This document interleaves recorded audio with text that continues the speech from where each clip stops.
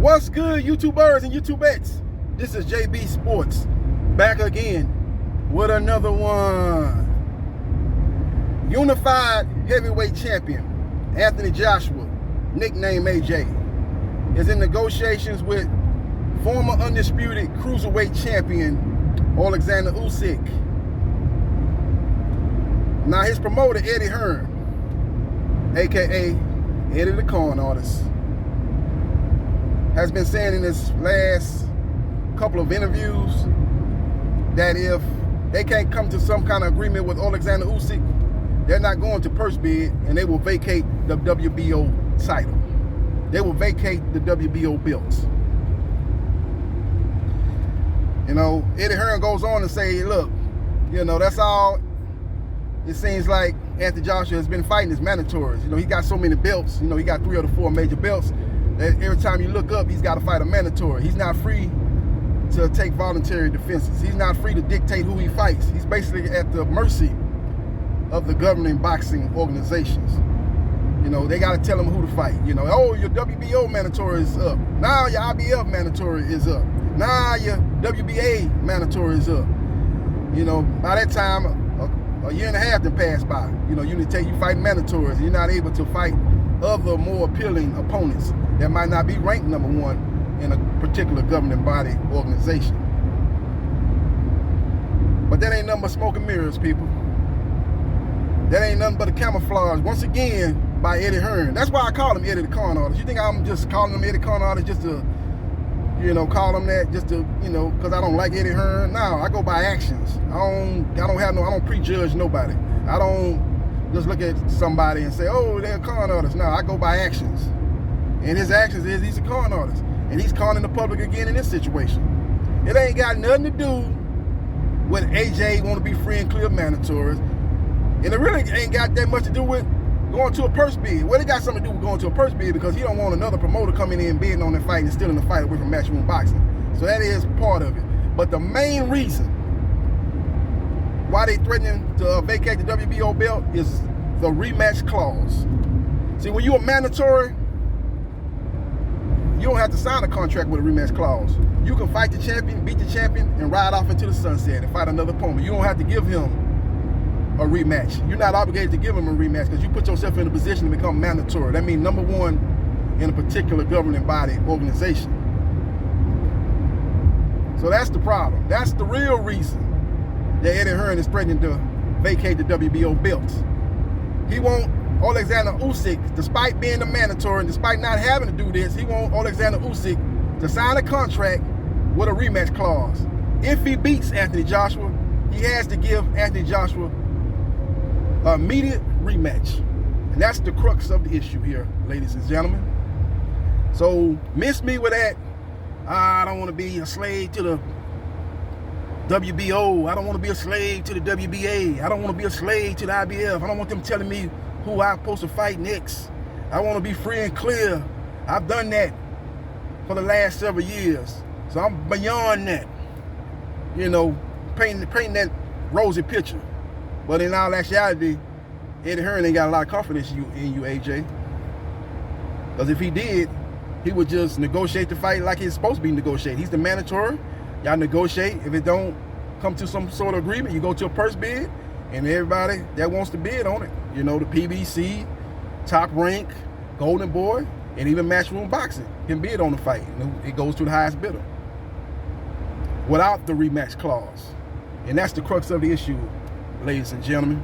That's the reason why Eddie Hearn is threatening to vacate the WBO belt. But you got to understand that AJ-Usyk got all the leverage in this situation. Because if they vacate the WBO belt, he'll just fight for the vacant WBO belt and he'll face Joyce, which might be a better fight for him than Anthony Joshua. Because Anthony Joshua might be a little bit too big for AJ-Usyk, who in my opinion is really too small for the heavyweight division. Joyce is a big guy too, but he's much slower than AJ. He's much more robotic than AJ. So that's a fight that he can get on his bicycle, you know, move around the ring, stay out of harm's way, and, you know, could possibly pull out a decision win over Joyce, who's slow, flat-footed, you know, doesn't have the quickest feet in boxing. his feet are fundamentally sound. I give him that, but it's not. He don't have quick feet, so he's gonna have a hard time, especially if Alexander Usyk can negotiate one of them 24-foot rings, one of them old big rings, one of them old Marvin Hagler versus Sugar Ray Leonard type of rings. You know, where he can have a big old ring to move around in. Yeah, he can outbox George Joyce and win a decision if that's the case. So again, Alexander Usyk is sitting in the catbird seat. That's basically what it boiled down to. Eddie Hearn is threatening to vacate the WBO belt, saying that, look, you gotta understand that you're gonna make more money fighting Anthony Joshua than you is gonna make fighting George Joyce. So, you know, this gonna be a high-profile fight for this gonna be the biggest fight of your career, Alexander Usyk. So you need to just take this fight with the rematch clause and take your chances, knowing that you're gonna get 2 paydays if you win. If you beat AJ, you're gonna get a rematch and fight AJ again. So that's gonna be 2 big paydays, more than you've ever made in your entirety of your whole boxing career.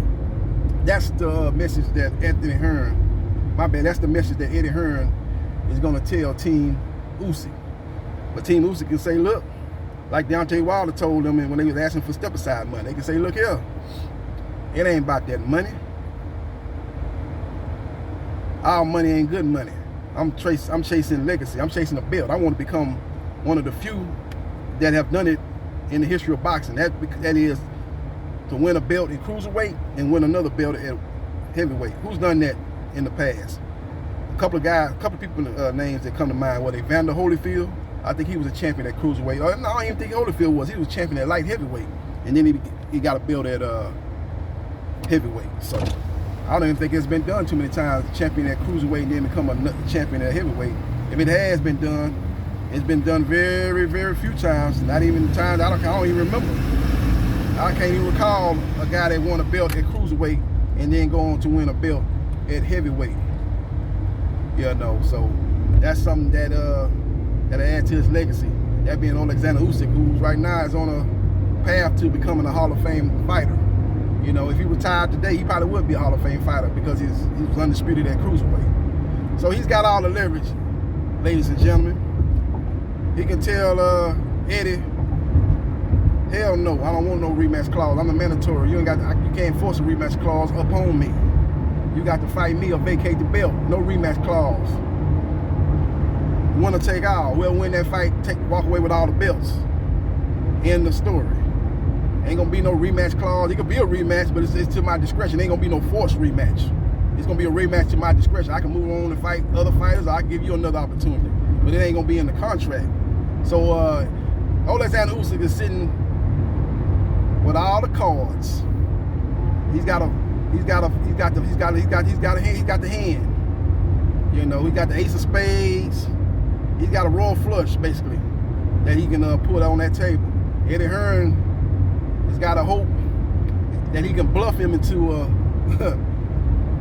not playing that royal flush and basically bow down to the demands of Eddie Hearn and giving Eddie Hearn what he wants. That's the rematch clause. Because AJ, since he's been champion, he's had all his fights have been with rematch clauses. Just in case he loses, they get an immediate rematch. That's the reason why they was able to get that rematch with Andy Ruiz Jr. when he defeated Andy Ruiz Jr., who was a volunteer. Andy Ruiz Jr. had to give him a rematch. And that's what they seeking in the Alexander Usyk fight that's coming up, potential matchup that's coming up in August or September of 2021. But I see through that, Eddie. I see through all that mirage that you're trying to put out there for the public to see. And I understand the end game that you're trying to get out there. And I'm going to put it on Front Street every chance I get.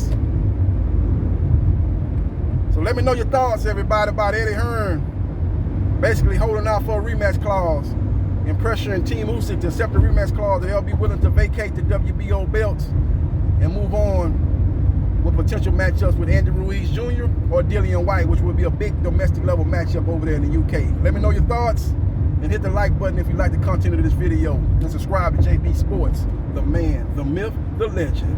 And I holla.